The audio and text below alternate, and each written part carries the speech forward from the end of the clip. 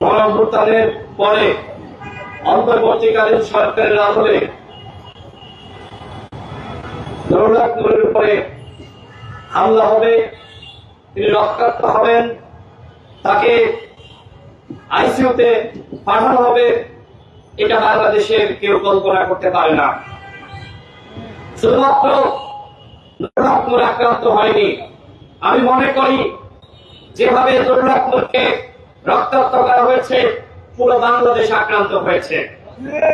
এই ধরনের ঘটনা অত্যন্ত অনাকাঙ্ক্ষিত, দুঃখজনক, কিন্তু আমরা লক্ষ্য করছি সরকারের পক্ষ থেকে দায়সারা পদক্ষেপ গ্রহণ করা হচ্ছে।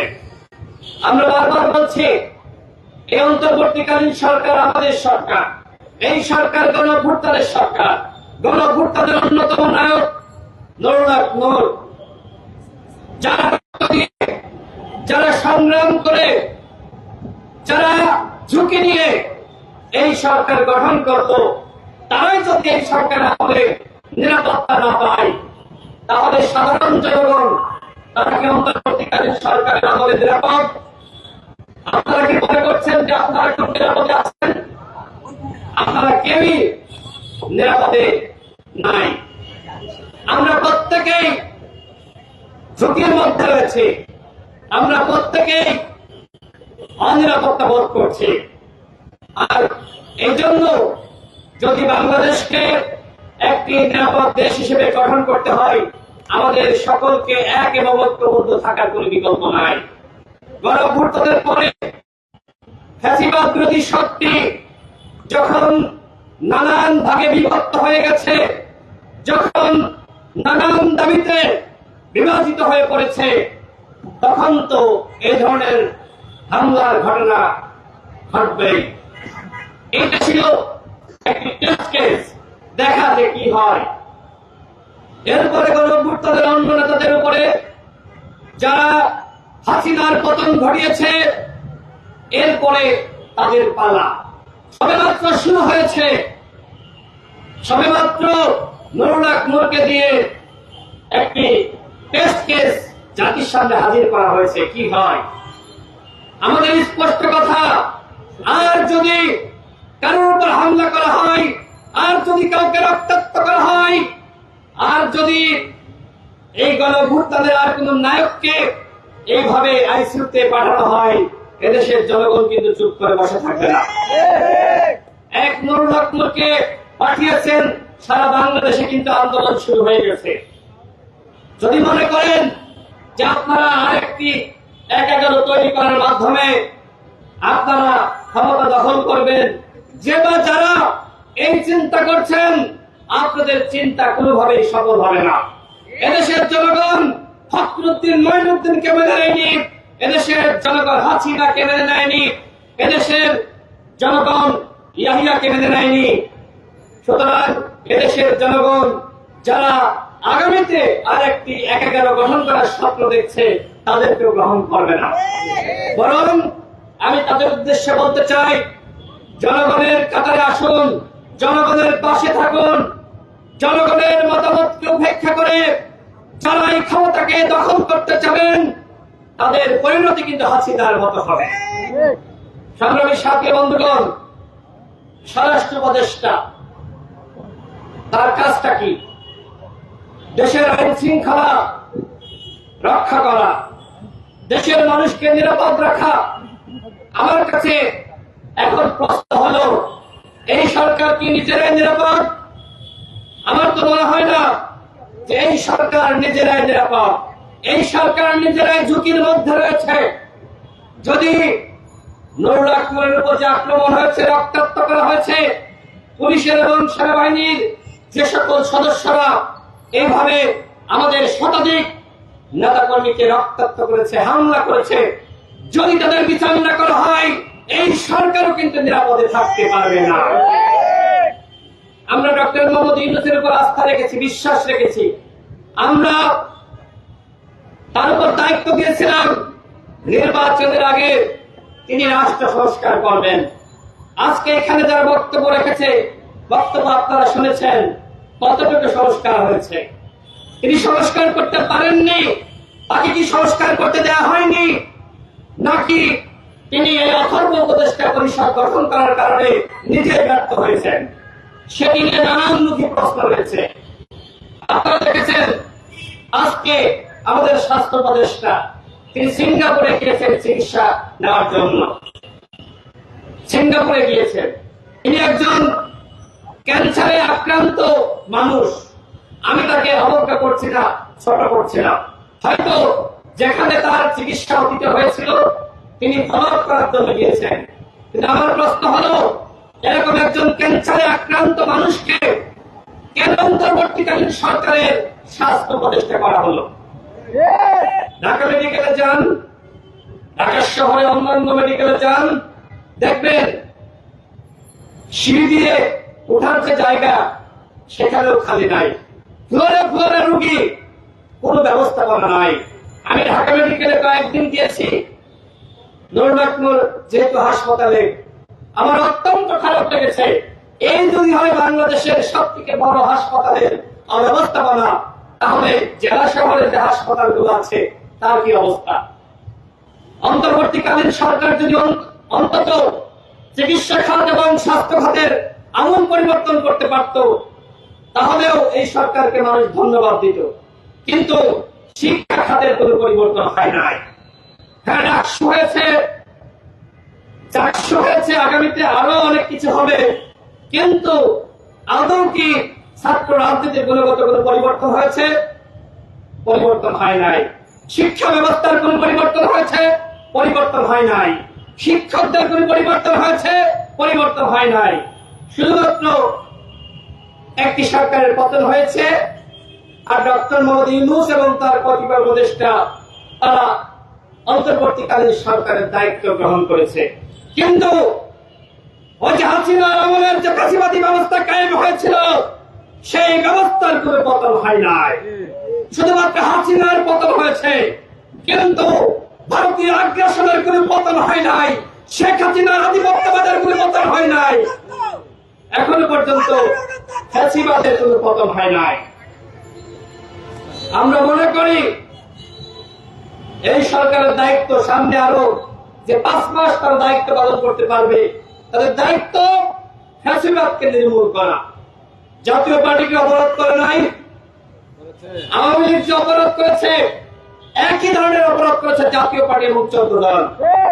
তাহলে আপনি আওয়ামী লীগের সাংগঠনিক কার্যক্রম স্থগিত করলেন বা নিষিদ্ধ করলেন, জাতীয় পার্টিকে কেন করলেন না? 14 দলকে কেন করলেন না? কিছুদিন আগে আমরা শুনেছিলাম রিফাইন্ড আওয়ামী লীগ সামনে আনা হবে, জনগণ খায় নাই। এখন যদি কেউ মনে করে জাতীয় পার্টিকে সামনে রেখে তারা আওয়ামী লীগের পুনর্বাসন করবে, জনগণ খাবে না, কোন সুযোগ নাই। ফ্যাসিবাদের দোসররা এবং ফ্যাসিবাদ এই বাংলার মাটিতে কোন রাজনীতি করতে পারবে না, নির্বাচন করতে পারবে না। স্পষ্ট ঘোষণা। আমরা যারা গণ অভ্যুত্থানে অংশ নিয়েছি, আমরা কোন পরাজিত শক্তিকে, জনগণের শত্রুকে আমরা নির্বাচনে অংশগ্রহণের সুযোগ দিব না ইনশাআল্লাহ। আর এই জন্য দরকার আমাদের ভিতরে একতা। আমরা যে বিভাজিত হয়ে পড়েছি, এই বিভাজনের সুযোগে নানান জন নানান ধরনের চক্রান্ত করছে। আপনারা জেনে থাকবেন মাসুদ করিম ওরফে এনায়েত করিম মিন্টু রোডের সামনে থেকে গ্রেপ্তার হয়েছে। প্রথম আলোতে সংবাদ এসেছে, আর কোন গণমাধ্যমে আসে নাই। এই মাসুদ করিম অন্তর্বর্তীকালীন সরকারকে হটিয়ে সে আরেকটি জাতীয় সরকার গঠন করতে চায়, ফ্যাসিবাদকে ফিরিয়ে আনতে চায়।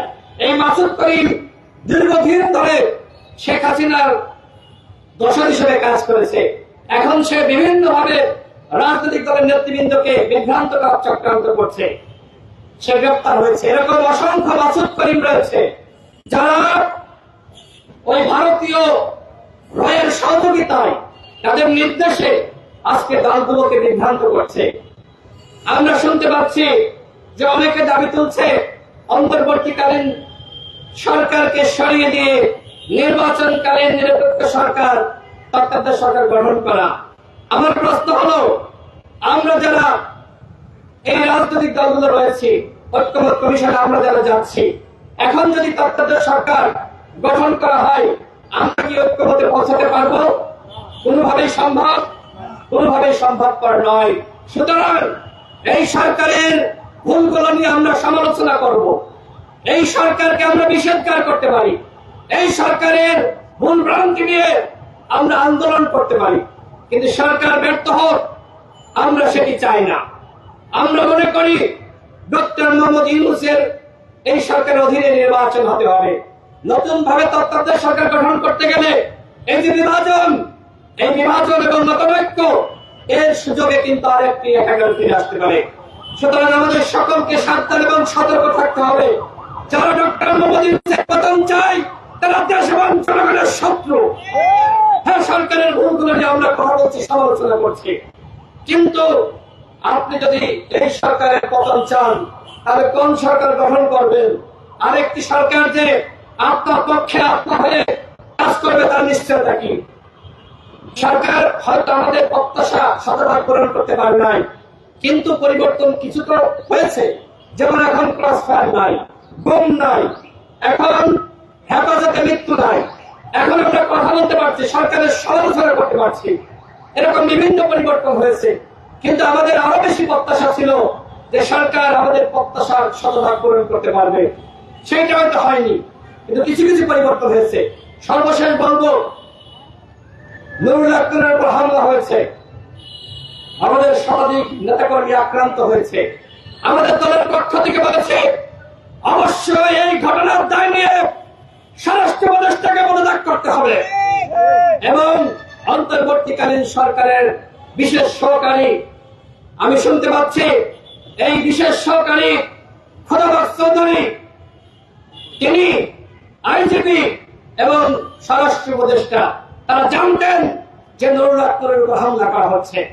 তাদের নির্দেশনার বাইরে নুরুল আক্তারকে আক্রান্ত করা হয়নি, রক্তাক্ত করা হয়নি। সুতরাং এই ঘটনার দায় নিয়ে অবশ্যই স্বরাষ্ট্র উপদেষ্টাকে পদত্যাগ করতে হবে। এবং খোদাবক্ত চৌধুরী তিনি এখনো পর্যন্ত চুপ আছে। আমি প্রধান উপদেষ্টাকে বলবো, আপনার যতটুকু ক্ষতি করার এই খোদাবক্ত চৌধুরী করছে।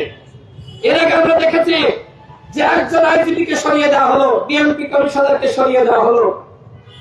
এরপরে কি হয়েছে? আইন শৃঙ্খলা পরিস্থিতির কোন উন্নয়ন করতে পেরেছেন? তাহলে পরিবর্তনটা করে লাভটা কি হলো? কোন লাভ তো হয়নি, কোন লাভ হয় নাই। সংগ্রামী সাথী ও বন্ধুগণ, আমি আবারও বলতে চাই, আজকে গণ অধিকার পরিষদের উপরে হামলা হয়েছে, আমাদের দলীয় কার্যালয় করা হয়েছে, আমাদের বোনেরা আক্রান্ত হয়েছে। এই ঘটনার যদি বিচার না হয় তাহলে বাংলাদেশে আর কোন ঘটনার বিচার হবে না। নুরুল আক্তারের উপর হামলা করে যদি কেউ পার পেয়ে যায়, আমাদেরকে রক্তাক্ত করে যদি কেউ মুক্তি পেয়ে যায়, তাহলে বাংলাদেশের জনগণ, হে বিপ্লবী জনতা, আপনারা শুনে রাখুন, এদেশে কখনোই আপনারা বিচার ব্যবস্থার উন্নয়ন ঘটাতে পারবেন না। সুতরাং আমাদের সবাইকে এক এবং ঐক্যবদ্ধ হয়ে কাজ করতে হবে। বিএনপি, জামাত ইসলাম, ইসলামী আন্দোলন, এনসিপি সহ বাংলাদেশের অন্যান্য রাজনৈতিক দল, গণতন্ত্র মঞ্চ, 12 দলীয় জোট, যারাই বাংলাদেশে ফ্যাসিবাদ বিরোধী শক্তি আছেন, সবার প্রতি আমার সর্বশেষ আহ্বান, এক থাকুন, একতাবদ্ধ থাকুন, ছাড় দেওয়ার মানসিকতা অর্জন করুন। অন্যথায় আজকে হয়তো মনে করছেন নিরাপদে আছেন, কালকে কিন্তু আপনার অবস্থা নুরুল আক্তারের মতো হবে, কালকে কিন্তু ফ্যাসিবাদ ফিরে আসবে। সুতরাং এক থাকুন, এক থাকুন, এক থাকুন, এক থাকার কোন বিকল্প নাই। নিজেরা যদি কামড়াকামড়ি করি, মারামারি করি, ওই হাসিনা কিন্তু দিল্লি বসে আছে, অট্ট হাসি দিচ্ছে। হাসিনা মনে মনে বলছে এইটাই তো চেয়েছিলাম।